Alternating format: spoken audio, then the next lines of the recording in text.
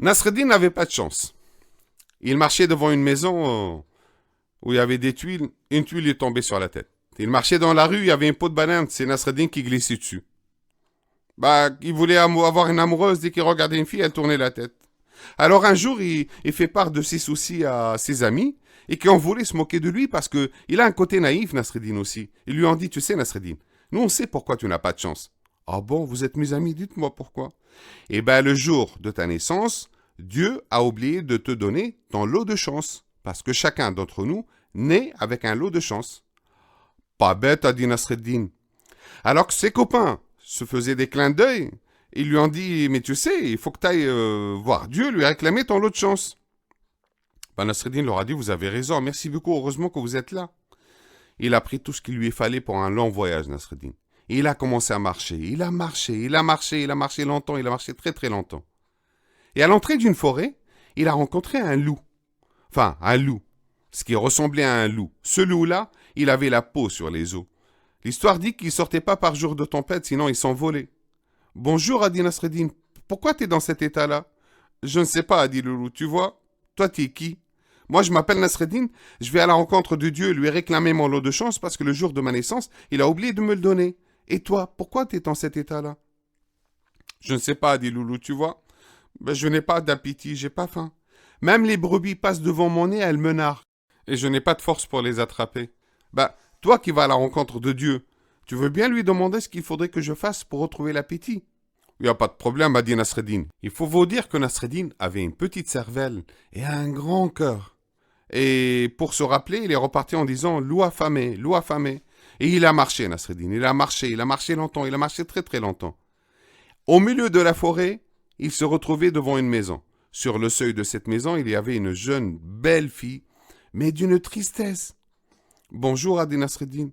Bonjour, a dit la fille. T'es qui, toi? Moi, je m'appelle Nasreddin, je vais à la rencontre de Dieu pour lui réclamer mon lot de chance, parce que le jour de ma naissance, il a oublié de me le donner. Et toi, pourquoi une si belle fille est si triste? Je ne sais pas, dit la jeune fille. Et tu vois, la nuit, quand je rentre dans ma chambre, je n'arrête pas de pleurer, et je ne sais pas comment faire pour retrouver le sourire. Mais toi qui vas à la rencontre de Dieu, tu veux bien lui demander ce qu'il faudrait que je fasse pour retrouver le sourire? Il n'y a pas de problème, a dit Nasreddin, souvenez-vous, il a une petite cervelle, mais il a un cœur énorme. Et il y a déjà le loup affamé. Donc pour se rappeler, il est reparti en disant « Loup affamé, jeune fille pleurer. Loup affamé, jeune fille pleurer. » Et il a marché longtemps, il a marché très très longtemps. Arrivé au bord d'une rivière, il était fatigué. Il s'est dit « Je vais manger un peu, boire de l'eau, me reposer, et je repartirai après. » Il s'est appuyé contre un arbre pour enlever la chaussure. Quand il a entendu « T'es qui, tu vas où ?» Il a sursauté. Il a regardé autour de lui, mais il n'y avait personne. Il s'est dit « Je suis tellement fatigué que j'entends des voix. » Et il s'est appuyé contre l'arbre à nouveau pour enlever la deuxième chaussure. Quand il a entendu « T'es qui, tu vas où ?»« Moi, je m'appelle Nasreddin. Je vais à la rencontre de Dieu pour le réclamer mon lot de chance parce que le jour de ma naissance, il a oublié de me le donner. Et toi, un arbre qui parle ?» Car la voix provenait bel et bien de l'arbre. Il lui a dit « Tu vois, Nasreddin, là, je suis au bord de la rivière, mais mes racines n'arrivent pas à aller à l'eau pour s'abreuver. Et si mes racines ne boivent pas, je vais m'assécher et mourir. Toi qui vas à la rencontre de Dieu pour lui réclamer ton lot de chance, tu veux bien lui demander ce qu'il faudrait que je fasse pour que mes racines aillent s'abreuver? Il n'y a pas de problème, a dit Nasreddin. Souvenez-vous, il a une petite cervelle et un grand cœur. Mais pour se rappeler, il est reparti en disant « Loup affamé, jeune fille pleurée, arbre assoiffé. Loup affamé, jeune fille pleurée, arbre assoiffé. » Il a fini par arriver devant Dieu. Alors, l'histoire ne donne pas l'adresse de Dieu. Chacun le trouve là où il le cherche. Et il lui a dit « Dieu, s'il te plaît, j'en ai marre d'avoir de la malchance. Ça arrive, l'oubli, ça arrive. Tu as oublié de me donner mon lot de chance. Mais tu veux bien me le donner, s'il te plaît, Dieu. » Et Dieu lui a dit « Rentre chez toi, la chance, tu la croiseras sur le chemin, ou elle t'attendra chez toi. » Il allait repartir. « Merci beaucoup, Dieu. » Quand il s'est rappelé, l'eau affamée, arbre assoiffé, jeune fille pleurait. Il est revenu et il lui a dit « Dieu, pour le loup affamé, l'arbre assoiffé et la jeune fille pleurée, qu'est-ce qu'il faudrait qu'il fasse ?» Dieu lui a dit « Tu diras à l'arbre, en dessous de toi, tu as une caisse pleine d'or et de bijoux. C'est cette caisse qui empêche tes racines d'aller s'abreuver. Tu n'as qu'à la déterrer, et tes racines pourront boire, et tu vivras 100 ans. » Et Nasreddin lui a dit « Mais t'es fort, Dieu, t'es le plus fort, il n'y a rien à dire. » Et pour la jeune fille, et Dieu lui a dit « Pour la jeune fille, tu lui diras, tu vas rencontrer quelqu'un qui est à la recherche d'un lot de chance.